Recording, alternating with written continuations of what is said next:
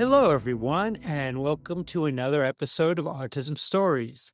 I'm your host, Doug Bletcher, the founder of Autism Personal Coach. Autistic people are the true experts of the autistic experience, and Autism Stories is where we interview autistic people to learn from their diverse stories, experiences, and get their insights. If you would like to be notified about each week's episode of Autism Stories, we suggest you subscribe on your favorite podcast listening platform. On today's episode, Aiden Levy joins us to discuss co-hosting a Sirius XM radio show and the impact of spelling to communicate in his life. We hope you enjoy today's conversation. Aiden, thanks so much for joining me here on Autism Stories. I'd love to start out our conversation by learning, where does your story in the autistic community begin?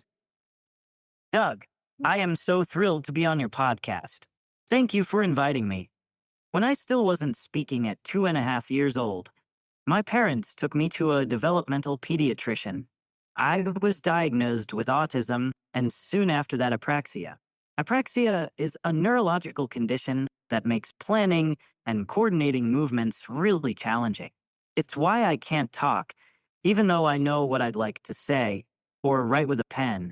My parents tried many different things, like hiring a private speech therapist and communication apps, but I still couldn't effectively communicate. After years of trying different things without success, I tried rapid prompting method for the first time when I was 6, after my mom learned about it from a non-speaker's blog. I have learned from spelling to communicate practitioners as well, and have practiced communicating with a letterboard every day to improve my motor coordination. I can now spell openly on a letterboard with multiple people and am working on improving communication on a keyboard. I am 15 and just completed my freshman year in high school. Now, Aiden, from what I understand, you are the youngest host ever on Sirius XM as you co-host the monthly show We Want to Tell You on the Beatles channel. Being that you're only 15, I would love to know, how did this kind of love for the Beatles evolve for you? I had a lot of wonderful experiences when I was little that involved the Beatles.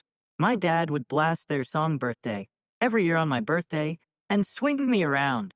I loved hearing Here Comes the Sun at the end of the Milwaukee Public Museum's planetarium program. I remember seeing a Beat Bugs live show at the mall with my little sisters, and they played Beatles songs just like on the animated show. When I started communicating more openly, I shared with my dad that the Beatles were my favorite band, and I wanted to see Paul McCartney in concert more than anybody. The Beatles channel on Sirius XM became our main radio station in the car, and I started listening to books and podcasts and watched documentaries about the band and heard all of their songs countless times. Aiden, you won a contest to become the youngest host ever on Sirius XM. Can you tell us a little bit about this contest? To clarify, it wasn't a contest. The Beatles channel has a show called My Fab Four, where fans talk about 4 of their favorite Beatles songs. I'd hear it all the time. And in late 2023, my dad asked if I'd like to make my own My Fab Four segment. I picked 4 songs, wrote what I loved about them by spelling on a letterboard, and my dad created audio using a text-to-speech program. Months passed, but then in August 2024, Lou Simon, who oversees the channel, reached out. He loved the perspective of a young Beatles fan and non-speaker and asked, instead of airing my Fab Four segment, if I wanted to make a show. Fast forward to September 2025, and our show We Want to Tell You premiered on the Beatles channel.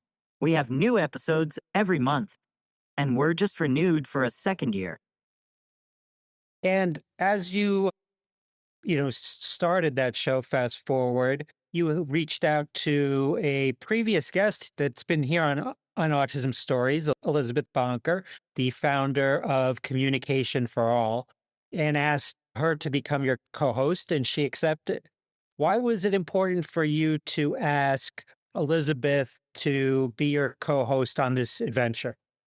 When Lou proposed the show, he really put in a lot of time and care to learn about autism and non speakers, and worked with me and my family to figure out logistics for how to make a radio show.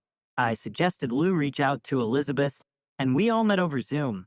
Elizabeth is a hero of mine. I aspire to be an advocate for non speakers like she is, and value her emphasis on advocating that non speakers should have access to an appropriate education. I had met Elizabeth a couple of times, but didn't know until our meeting with Lou that the Beatles were also her favorite band. Lou had suggested a co host, and after meeting Elizabeth, asked me about her. I loved the idea and immediately suggested yes. She has been the greatest partner for this experience. Now, since we're talking about the Beatles, I'm wondering, is there an argument to be made that All You Need Is Love is not the greatest Beatles song ever? I think a fan can make an argument for nearly any Beatles song to be their greatest song ever. They have more classics than anyone.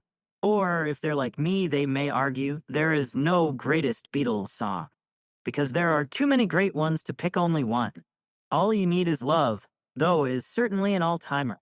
Lou shared with us it was the first song they played on the Beatles channel, and when I got to select the songs for the first episode, I also wanted it to be our first song because the writing is so exceptional and the message is so inspiring. I wasn't aware that that was the first song that you played, so that's really interesting. And that is really a good argument to be made for any Beatles song. I don't know if you've swayed me, but I really appreciate that. Is there anything that maybe I haven't asked you yet about the Beatles or anything else that you would like to kind of share with our listeners? Getting to make this show is the greatest joy and privilege of my life. A lot of people misunderstand non speakers with autism, or may not know we exist. Some people may think if we don't speak, we're not smart, but we have thoughts and feelings and passions like anyone else. I love that Elizabeth and I can show that through. We want to tell you by talking about and playing songs by a band that means so much to so many people around the world and across generations. Aiden, I read where you said that as I struggled to control my body, as I struggled to say words, hope and faith was always with me, but it was still hard sometimes, very hard. So, thinking about that, what were some things you did, maybe told yourself or your family did in order to help you to keep that hope and faith alive? I didn't know if I was going to be able to communicate when I was little, but I always knew that my family was going to love me and accept me unconditionally, and they were going to always support me no matter what. That gave me a lot of hope and faith. My family would always be there for me and fight for me, and I am determined to always be there for them, and to be there for myself, and fight for myself, and to help other non speakers. And then, lastly, how can our listeners learn more about and connect with you beyond this conversation? I am on Facebook and Instagram if they want to reach me there. If they Google me, they'll also find an article I wrote with my dad about my journey for the Milwaukee Journal Sentinel and USA Today. And SiriusXM subscribers can hear past episodes anytime on the SiriusXM app by searching for We Want to Tell You. They can also check the Beatles channel website for an upcoming schedule. Episodes usually air on the second and fourth Wednesday, Saturday, and Sunday each month. Doug, thank you for all you do and for having me on your podcast. Thank you, Aiden. And I hope many more of our listeners tune in to your show on Sirius XM on the Beatles channel. Thanks so much for this conversation today. It was a pleasure. Thanks so much to Aiden for the conversation. To learn more about Aiden, please check out the link in the podcast description for this episode. We always love hearing from you and would especially love to hear from you after listening to this episode on what families, educators, and media professionals can learn from the care and collaboration that went into making Aiden's radio show possible. Did you know Autism Personal Coach provides support by autistics for autistics? We empower autistic adults and teens to be the best version of their authentic selves through customized life coaching and community groups. We also support parents and partners of autistic people by providing insights and guidance to bridge communication gaps and nurture mutual understanding. So please visit autismpersonalcoach.com to begin your experience of judgment free coaching rooted in empathy, expertise, and respect for autistic identity. Until next time, I'm Doug Bletcher of Autism Personal Coach. Talk to you then.